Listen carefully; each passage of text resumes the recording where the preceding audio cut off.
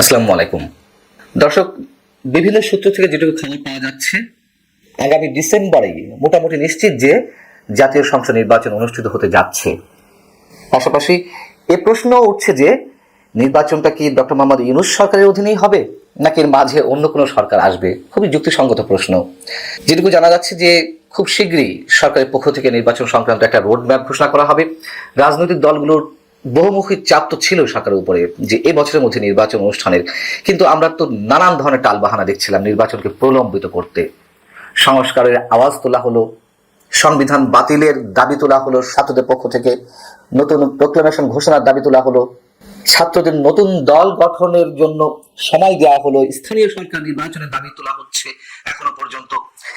কিন্তু শেষমেশ হয়তো নির্বাচনটা ডিসেম্বরে হবে, এটুকু এখনো পর্যন্ত আপাতত নিশ্চিত। প্রধান উপদেষ্টা ডক্টর মোহাম্মদ ইউনূসও তার বক্তৃতায় এই বছরের ডিসেম্বর অথবা আগামী বছরের মাঝামাঝির কথা উল্লেখ করেছিলেন, কিন্তু সেগুলোতে কেউ আস্থা পাচ্ছিল না।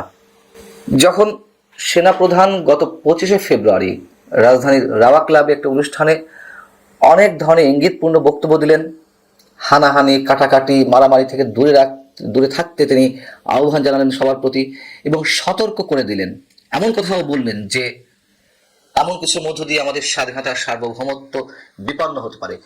তখন থেকে মোটামুটি একটা ক্লিয়ার মেসেজ যেমন সাধারণ মানুষের মাঝে পৌঁছালো, সরকারের মধ্যেও সম্ভবত মেসেজটা পৌঁছে গেছে। যার কারণে এখন যেটি জানা যাচ্ছে যে না, ঠিক আছে, নির্বাচন ডিসেম্বরে হবে। ডক্টর মোহাম্মদ ইউনূস সম্ভবত এও অনুভব করছেন, উপলব্ধি করছেন যে নির্বাচনটি না দিলে সম্ভবত যে কোনো বিপদের সম্মুখীন সরকারকেই পড়া লাগতে পারে। তবে সরকারের উপদেষ্টাও তো আকারে ইঙ্গিতে বুঝিয়ে দিচ্ছিলেন নির্বাচনটা সহজ না, নির্বাচনের জন্য অনেক সময়ের প্রয়োজন। এমনকি সরাসরি রাজনৈতিক দলগুলোর বিরুদ্ধে একটা অন্তর্বর্তী সরকার, তত্ত্বাবধায়ক সরকারের মতোই তো দল নিরপেক্ষ সরকার, তারাও রাজনৈতিক দলগুলোর বিরুদ্ধে স্টার নিচ্ছিল। আমি যদি স্পেসিফিক্যালি বলি, সৈয়দ রেজওয়ান হাসান বন পরিবেশ ও জলবায়ু বিষয়ক উপদেষ্টা, তিনি রাজনৈতিক দলগুলোকে মোটামুটি হুমকির সুরে কথা বলছিলেন। রাজনৈতিক দলগুলো কি করেছে এতদিন? তারাও তো কিছু করতে পারেনি বলে আমাদের উপর আস্থা রেখেছে। আমরা তো করার চেষ্টা করছি, অনেক কাজ করার চেষ্টা করছি। শারমিন মুর্শিদ, তার সাথে আমার ব্যক্তিগত সম্পর্ক অনেক ভালো, তারপরেও বলতে বাধ্য হচ্ছি, তিনি গত ডিসেম্বরে এমন মন্তব্য করলেন যে রাজনৈতিক দলগুলো কম বেশি ফ্যাসিস্ট। রাজনৈতিক দলগুলো স্বৈরাচারী মনোভাব পোষণ করে, স্বৈরাচারী আচরণ করে, ফ্যাসিস্ট মানসিকতা পোষণ করে, সব ঠিক আছে, কিন্তু দিন শেষে তো তাদেরকেই দেশ চালাতে দিতে হবে। তার জন্য সুশীল সমাজ, নানান ধরনের স্টেক হোল্ডার আছে, তারা নিশ্চয়ই প্রেশার গ্রুপ হিসেবে কাজ করেছে এবং করবে, তার মধ্য দিয়ে যতটুকু পারা যায়। এখন বিষয় হচ্ছে যে সেনাপ্রধান জেনারেল ওয়াকারুজ্জামানের যে বক্তব্যটি সাধারণ মানুষের মাঝে নানানভাবে খুব গুরুত্বপূর্ণ হয়ে উঠল, সেই গুরুত্বটা সরকারও খানিকটা উপলব্ধি করেছে, যেটা এর আগে বলছিলাম। সেই জায়গা থেকে কয়েকদিন আগে প্রধান উপদেষ্টা প্রেস সচিব তিনি মন্তব্য করে বসলেন। এর আগে তিনি বলেছিলেন যে 2026 জুনে হতে পারে, প্রধান উপদেষ্টা বক্তব্য খণ্ডন করে বলেছিলেন। সেখানে তিনি মার্চে চলে এলেন যে না, ওটা প্রতিকূল আবহাওয়ার ওই সময়টা মার্চে হতে পারে। এখন এসে সম্ভবত তাদের টনক নড়েছে যে ডিসেম্বরে নির্বাচন দেওয়া ছাড়া কোনো গত্যন্তর নেই। তার কারণ আলটিমেটলি সেনাপ্রধান যে বক্তব্য দিয়েছেন তার একটি অংশটি এমন মন্তব্য ছিল যে তার উপরে মানুষ আস্থা রাখতে চেয়েছিল এবং তিনি সেই কমিটমেন্ট দিয়েছিলেন। কিন্তু এর পাশাপাশি আরো একটু প্রশ্ন তুলতে চাই, ছাত্রদের প্ল্যান কি তাহলে ভেস্তে যাবে? তারা যে রাজনৈতিক দলটি গঠন করেছে ক্ষমতায় যাওয়ার একটা বাসনা থেকেই তো, নইলে তো রাজনৈতিক দল গঠন করতো না। এবং তারা নানান ধরনের মেকানিজমের মধ্য দিয়ে একটা দলের আত্মপ্রকাশ ঘটিয়েছে।